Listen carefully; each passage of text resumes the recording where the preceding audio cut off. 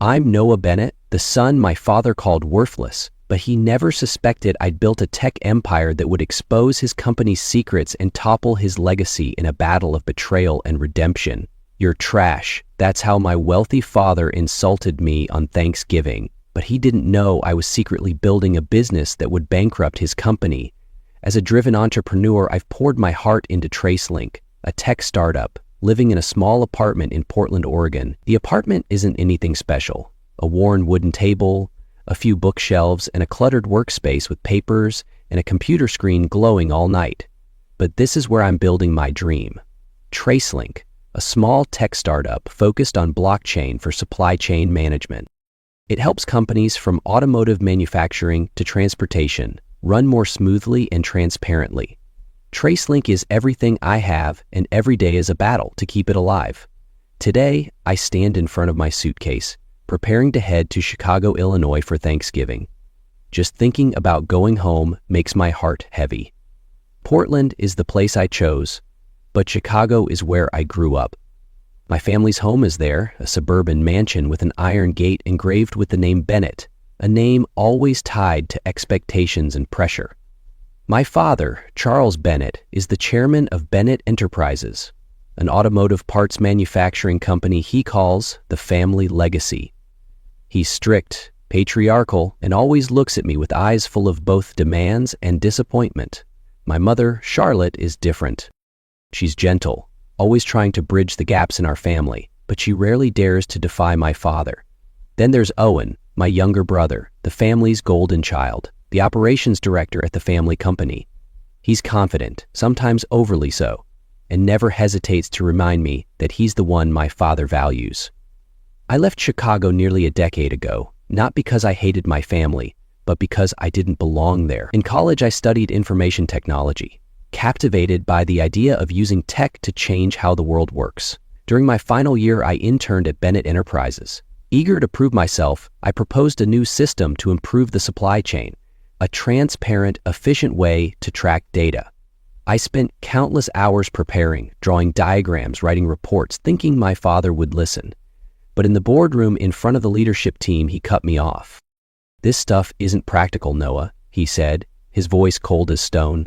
Owen, only a smug observer at the time, sat beside him, smirking. I left the room feeling like something vital had been stripped from me. From that moment, I decided I'd make something of myself on my own. I moved to Portland and started TraceLink from nothing. In the early days, I sat in coffee shops coding until my eyes blurred, pitching to investors who didn't believe blockchain could transform logistics. At times, I thought I was crazy for pursuing this path, but I didn't give up. TraceLink slowly grew from a mocked idea to software that major companies are now eyeing. Recently, we raised $30 million, 0 cents, in a Series A round.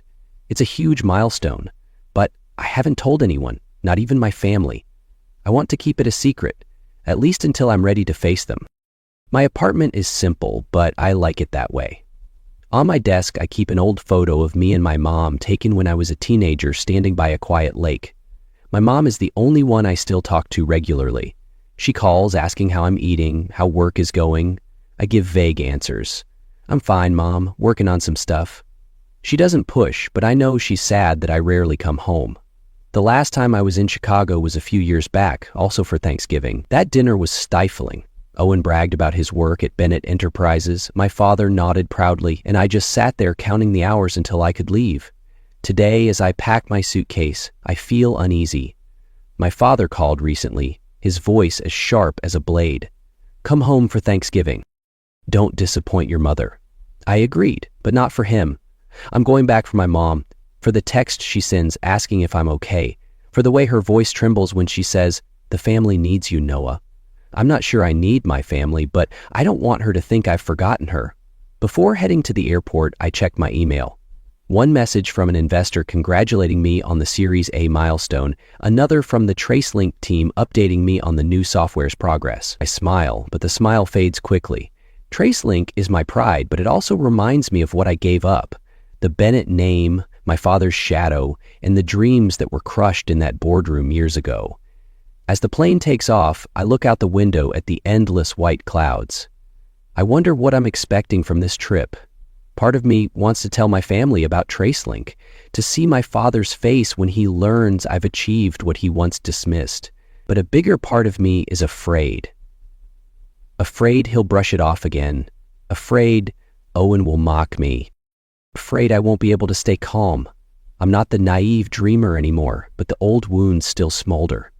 When the plane lands in Chicago, the sky is gray, the wind bitterly cold. I rent a car and drive through familiar streets.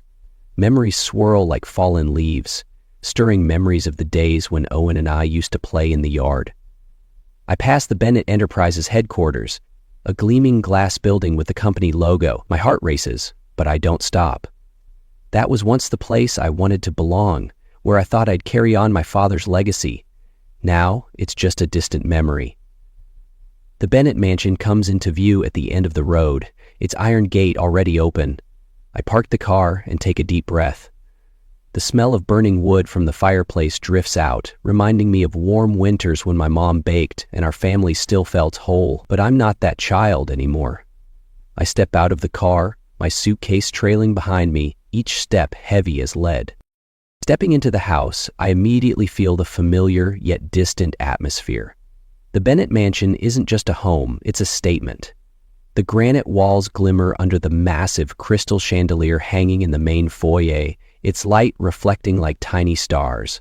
The polished oak floors stretch through the hallway leading to the living room, where expensive Persian rugs lie neatly beneath an imported Italian leather sofa. On the walls, classical oil paintings, portraits of Bennett ancestors, gaze down as if judging my every step. A curved staircase leads to the second floor, its gold-plated handrail gleaming, and in a far corner, a marble fireplace crackles, emitting the warm, rich scent of pine. This house is grandiose, but it isn't warm. It's a symbol of the Bennett name, power, tradition, and expectation. My mother pulls me into another hug, her hands trembling slightly. "You've gotten thinner," she says, her voice full of worry. I smile, trying to reassure her. "I'm fine, Mom," but her eyes stay fixed on me as if searching for something. Perhaps the young Noah, the son who never left the family. "Noah!" My father's voice booms from the living room, sharp and devoid of warmth. I take a deep breath and step through the carved wooden door. My father, Charles Bennett, a towering figure, sits in a large armchair, a glass of scotch in his hand. He's dressed in a crisp white shirt, his salt and pepper hair neatly combed, but his eyes, cold and scrutinizing, remain unchanged. He's the chairman of Bennett Enterprises, the automotive parts manufacturing company he considers his lifeblood. To my father, the company isn't just a business, it's a legacy, something he'd sacrifice anything to protect, including his family. "Well, look who finally decided to show up," Owen says, his voice smooth but dripping with sarcasm. My younger brother, a polished executive, leans against the doorframe, his charcoal suit perfectly tailored, his hair slicked back with gel. Owen is the operations director at Bennett Enterprises, a role he boasts about constantly. He's confident, sometimes to the point of arrogance, and always finds ways to remind me that I'm the outsider. "What do you do in Portland anyway? Still coding in some coffee shop corner?" He laughs, but his eyes don't. "Owen?" my mother says softly, her tone firm enough to silence him. She looks at me as if apologizing on behalf of the family. I nod, maintaining a calm facade. I'm used to Owen's jabs, but each word still feels like a small knife, stirring memories of the days I tried to fit into this family and failed. "Sit down, Noah," my father commands, pointing to the chair across from him. I sit, the leather seat cold under my hands. The living room is vast, with tall windows overlooking a perfectly manicured garden where pine trees stand in neat rows like sentinels. Everything in this house is meticulously arranged, from the decor to the way my family behaves.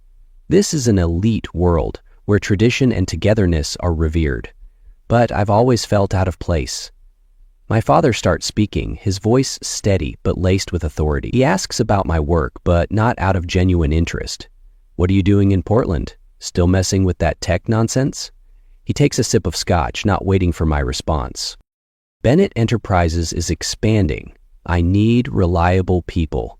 Owen's doing well, but the company needs more family." He looks at me as if appraising a piece of merchandise. I clench my fists, struggling to stay calm. TraceLink is my life, something I've poured sweat and tears into building. But I say nothing, not out of fear, but because I'm not ready. I know if I open my mouth, things will explode, and I don't want to upset my mother on my first day back. I have my own plans, I say, my voice low but steady. My father frowns, his eyes darkening. Plans? What? Working for some tech company? You think you're better than the family business. He sets his glass down, the sound of glass hitting the table sharp and final. Charles, please, my mother interjects, her voice soft but resolute. Noah just got here. Let him rest. She looks at me, her eyes pleading for peace, but I know that's unlikely. My father will never accept me having my own path, and Owen is just waiting for a chance to prove he's superior. Owen smirks, jumping in. Keep dreaming in Portland, big brother. This company doesn't need your pie-in-the-sky ideas. His words dredge up old memories. The boardroom years ago when I presented my supply chain improvement idea and was dismissed by my father. Owen, though young, was there laughing at me. That wound has never healed. I stand up, unwilling to argue. I'm going to rest in my room for a bit, I say to my mother, avoiding my father and Owen's gazes. She nods, but her eyes are filled with worry. I climb the staircase, each step heavy on the gleaming wooden floor. My old room is unchanged. Dark wooden bed, shelves packed with technical books I used to read, and a window overlooking the garden. I sit on the bed, feeling like I'm a young man again, back when I still thought I could belong here. This house, with all its grandeur, is a reminder that I was never good enough in my father's eyes. The Bennett mansion could awe anyone, from its luxurious stone walls to the garden maintained like a work of art. But to me, it feels like a gilded prison. Everything here belongs to my father, to the Bennett name, and I gave that up long ago. I pull out my phone and check emails from the TraceLink team. A message from the lead engineer reports that the new software is testing well. I smile, feeling a wave of relief. TraceLink is my world, where I can be myself. But as I look around the room, hearing my mother quietly cleaning downstairs, and my father's voice still echoing somewhere, I know this Thanksgiving won't just be a meal. It will be a battle. And I'm not sure I'm ready. The long dining table in the Bennett mansion's dining room is draped in white silk, gleaming under the chandelier's light. The aroma of roasted turkey, mashed potatoes, and pumpkin pie fills the air, but the atmosphere is heavy, like a storm is brewing. I sit across from Owen, my mother to my left, and my father at the head of the table like a king surveying his subjects. This opulent mansion, with its granite walls and crackling fireplace, does nothing to ease the coldness in my heart. Thanksgiving is supposed to be a time for reunion, but for me, it feels like stepping into a battle I'm not ready to fight. My mother tries to keep things light, asking me about Portland, the weather, the coffee shops I like. I answer briefly, forcing a smile to reassure her. But my father doesn't let it slide. He cuts in, his voice low and sharp. Speak, Noah. What are you doing out there?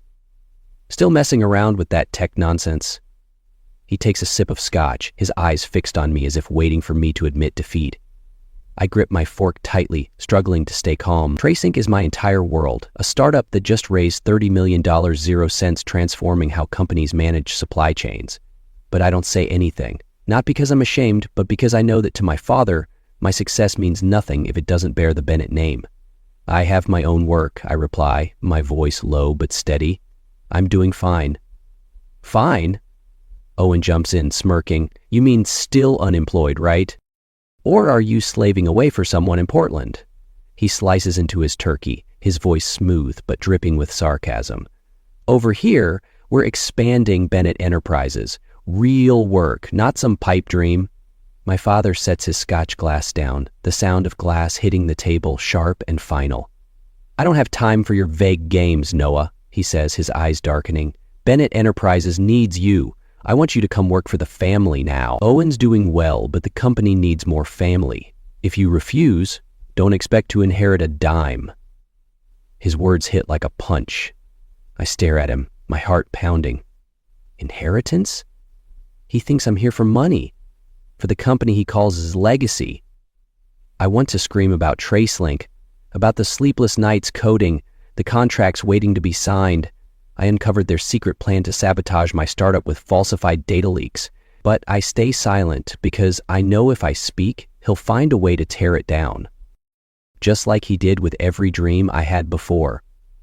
I don't need an inheritance, I say, my voice calm but firm. I have my own path. Your own path, my father laughs, but there's no humor in it. Who do you think you are, Noah? A kid who ran away from home, wandering around Portland with nothing to show for it. And you dare talk to me about your own path? He stands, pointing at me. You're a Bennett. You belong to this company, and I won't let you disgrace that name. Charles, please, my mother nearly shouts, standing abruptly, her eyes red with tears. This is Thanksgiving. We're family. But my father doesn't look at her. He just glares at me, his eyes full of anger and disappointment. Owen smirks, chiming in. Keep dreaming, Noah. But you know what? This company doesn't need you. His words are like pouring fuel on a fire. I remember my internship days at Bennett Enterprises, when I tried to prove myself only to be dismissed. I remember Owen's gaze, always ready to push me down so he could shine. I've had enough. Pity. I stand looking straight at Owen, then turning to my father. If you think I need your pity, you don't know me at all. I don't need this company, and I don't need the Bennett name. I've built everything on my own. Enough, my father roars, slamming his hand on the table, making the scotch glasses tremble. If you don't want to be part of this family, then get out now. The room falls silent save for the crackling of the fireplace. My mother covers her mouth, tears streaming down her face. Owen looks at me, his eyes triumphant. I turn to my mother, wanting to say something, but my throat tightens. I can't stay, not after those words. 2 years later, I sit in TraceLink's new office in Portland, looking out the window at the city aglow with lights. This room is larger than my old apartment, but still simple. A wooden desk, a few bookshelves, and a photo of my mother and me by a quiet lake. The only thing I've kept from my past. TraceLink is no longer a small startup. We just closed a Series B funding round, $50 million 0 cents, and signed contracts with giants like Ford, and our blockchain software is now an industry standard in automotive and logistics, forcing suppliers to integrate data for transparency. American media, Wall Street Journal, CNBC call me a rising star in tech, but every time I read those articles, I feel empty. This success should taste sweet, but it only reminds me of what I've lost. Last Thanksgiving left a wound that hasn't healed. I haven't returned to Chicago. Haven't called my father or Owen. My mother still texts asking if I'm okay, but I reply briefly, afraid that if I say too much, I'll remember that opulent mansion, the crystal chandelier, the polished wood floors, and my father's voice telling me to get out. I threw myself into TraceLink, working to exhaustion to fill the void. But my family, no matter how much I try to deny it, is still a part of me. Then one day, everything changed. I received a message from a former employee now working in Chicago. You should read this. It was an article in a tabloid accusing TraceLink of security risks, claiming our software had vulnerabilities that made customer data easy to steal. I frowned and immediately checked our systems. There were no vulnerabilities. The article was riddled with falsehoods, but it spread quickly, causing the stocks of some of our partners to waver. Soon after, a competitor of TraceLink, a small company in Indianapolis, filed a lawsuit, alleging we violated their technology patents. The lawsuit had no merit, but it was time-consuming and costly. I felt uneasy. These attacks were too unusual, as if someone was deliberately targeting TraceLink. I hired an investigation team, and within days they found a lead. The media company behind the tabloid article had a contract with someone in Chicago. The trail led to an account linked to Owen. My heart pounded as I read the report. My family? My father? And Owen could be behind this. I called my mother the first time in a long while. Do you know anything about the rumors targeting my company? I asked, trying to keep my voice calm. She was silent, then sighed. Noah, I'm not sure, but your father and Owen are furious. They read about you in the news about TraceLink. They didn't expect you to achieve such big things. Her voice choked. They feel threatened. Threatened? I almost laughed, but my throat was dry. I remembered the article she mentioned, the one in CNBC about how TraceLink was reshaping the supply chain industry. That article inadvertently revealed that Bennett Enterprises had lost contracts with major automakers because they couldn't meet the new blockchain integration requirements. It also hinted at their secret offshore accounts, which TraceLink's transparency exposed. I hadn't meant to hurt the family business, but my software set a new standard, and Bennett Enterprises, with my father's rigid mindset, couldn't keep up. I started piecing things together. My father and Owen must have been shocked to learn I was behind TraceLink. To them, I wasn't just the son who left home. I was a traitor, unintentionally putting the family business in a tough spot. They weren't just angry, they wanted revenge. The rumors, the lawsuit, all part of a plan to slow me down, to save what they called their legacy. I sit in my office looking at the photo of my mother, my heart heavy. I thought leaving Chicago was my escape from them, but they found a way to pull me back, not with family ties, but with destruction. I want to confront them, to drive to Chicago and tear everything apart in front of my father, but I hold back. TraceLink is more important. My customers, my team, they deserve a leader who doesn't let emotions take over. I open my laptop and email the legal team, instructing them to prepare a response to the lawsuit. I call the PR team, telling them to draft a statement refuting the rumors. Then I look out the window where Portland still shines brightly, reminding me how far I've come. My father and Owen may try to hurt me, but they don't know what I've learned from years on my own. I'm not easily defeated. After wrapping up critical tasks, I book a flight back to Chicago to confront my father and brother. The headquarters of Bennett Enterprises, a glass building shimmering under the pale autumn light, stands before me. The company logo, the bold Bennett lettering, feels like a challenge. The wind cuts like a blade, but the fire in my chest burns hotter than ever. In my hand, I hold a folder of documents, evidence of the rumors and baseless lawsuit targeting TraceLink, with traces leading back to my father and Owen. I'm not here to reconcile. I'm here to end this. Stepping into the main lobby, I feel the atmosphere of power my father always sought to flaunt. The marble floors gleam, the ebony reception desk shines, and large photos of Bennett Enterprises factories line the walls. Employees glance at me, some whispering, likely recognizing me as the son who ran away. I don't care. I request to see my father, and after a scrutinizing look, the receptionist leads me to the boardroom on the top floor. My father sits at the head of the long conference table, still like a king on his throne. Owen stands beside him, his charcoal suit immaculate, his eyes wary when he sees me.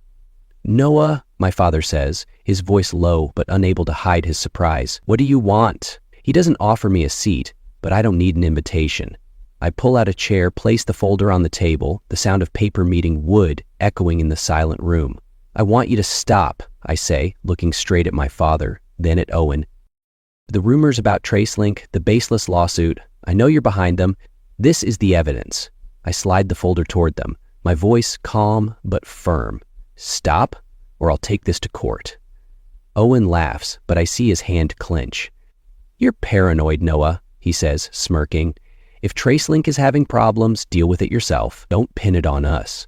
He glances at my father as if seeking approval, but my father remains silent, his eyes fixed on the folder.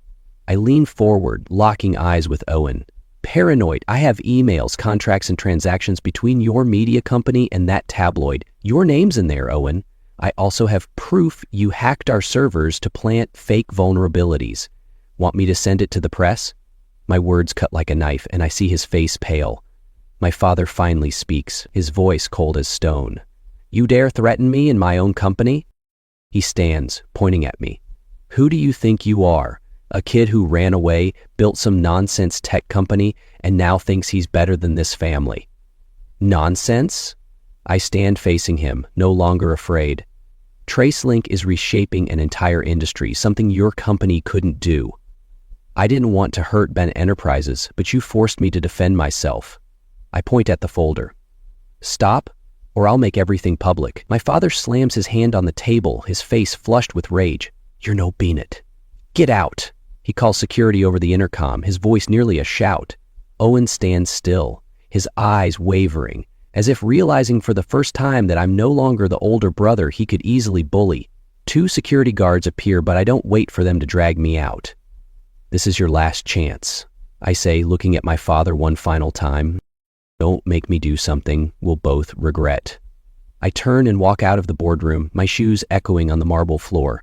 The lobby is still lavish, but to me, it's just an empty shell, like the Bennett name my father worships. Outside in the car, I sit still, gripping the steering wheel. My heart pounds, a mix of disappointment and resolve. I had hoped even just a little that my father would admit his mistake, that Owen would back down, but they haven't changed, and neither have I. Tracelink is my home, and I'll protect it, even if it means facing my entire family. As I drive away from Chicago, I glance at the Bennett Enterprises building in the rearview mirror, watching it shrink and disappear. I don't know if I'll ever return, but I know one thing. I no longer need their approval.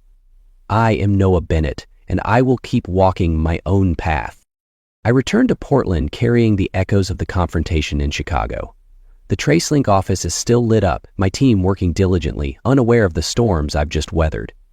I sit at my desk looking at the photo of my mother on the shelf, my heart heavy. My father and Owen haven't stopped. The rumors continue to spread, the lawsuit still looms, but I won't let them drag me down. Tracelink is the dream I've poured sweat and tears into building, and I will protect it. I gather my team, briefing them concisely about the challenges. We're being targeted, I say, my voice calm but resolute, but we're stronger than that. Focus on the product. My legal team counters the lawsuit, presenting evidence that the patent infringement claims are baseless. The PR team launches a campaign releasing independent reports proving our software's security and efficiency. I work day and night meeting with clients, reassuring them that Tracelink remains solid. There are moments of exhaustion when emails pile up and the phone never stops ringing, but every new contract signed, every word of praise from a client gives me a reason to keep going. Meanwhile, I hear news about Bennett Enterprises. The family company has lost more major contracts for failing to meet technological demands, blockchain integration, automation, that Tracelink is leading. Their competitors have adopted my father and Owen's tactics, spreading rumors and filing lawsuits, pushing Bennett Enterprises into a financial and reputational crisis. I don't take pleasure in the news, but I don't feel sadness either. It's the consequence of their stubbornness, something I once tried to warn my father about, only to be dismissed. Tracelink, in contrast, surges forward. We launch a new software version, faster, smarter, and sign contracts with international clients, from South Korea to France. I speak at tech conferences sharing insights on blockchain and supply chains, dubbed by the press as an American startup icon. But every time I stand on a stage under glaring lights, I think only of my mother, of the texts she sends that I haven't answered. I want her to be proud, but I don't know how to bridge the gap between us. The battle with my father and Owen gradually fades. The lawsuit is dismissed by the court, and the rumors lose traction as clients continue to trust Tracelink. I don't need to relocate headquarters or run away. Portland is home, and I'll stand firm here. But this victory isn't complete. I've protected Tracelink, but my family, or what used to be my family, remains a lingering ache. Years later, I stand on a stage in Austin, Texas, addressing hundreds of investors and entrepreneurs at Tracelink's new product launch event. The spotlight shines on me, but I don't mention my father Owen or Bennett Enterprises. I talk about the entrepreneurial journey, the days coding in coffee shops, the belief that an idea can change the world if you're persistent enough. The crowd applauds, but I think only of my mother, the one person I wish were here. Back home, I receive a text from her. "I saw you on TV. I'm so proud, Noah." I read it over and over, my throat tightening. She tells me Bennett Enterprises is on the brink of bankruptcy, that my father regrets but won't admit it, and Owen is panicking as the company crumbles. She reveals Owen's desperate attempt to sell company secrets to save himself, a move that sealed their downfall. She wants me to come back to reconcile as a family, but I'm not ready. The wounds are too deep, and I don't know if I can forgive. Sitting in my small Portland apartment, I look at the photo of my mother, the light from the window illuminating the frame. Tracelink is my success, but it doesn't fill the void left by my family. I've lived the American dream from nothing to the top, but I've also learned that success isn't just about money or fame. It's about rising after every fall, about choosing your own path, even if I don't know if I'll return to Chicago. if there'll ever be a day when my father and I sit down and talk like father and son. I've won my fight, but the cost was a family I can't reclaim, leaving me with a bittersweet peace that echoes in the quiet moments, a reminder that triumph carries its own weight.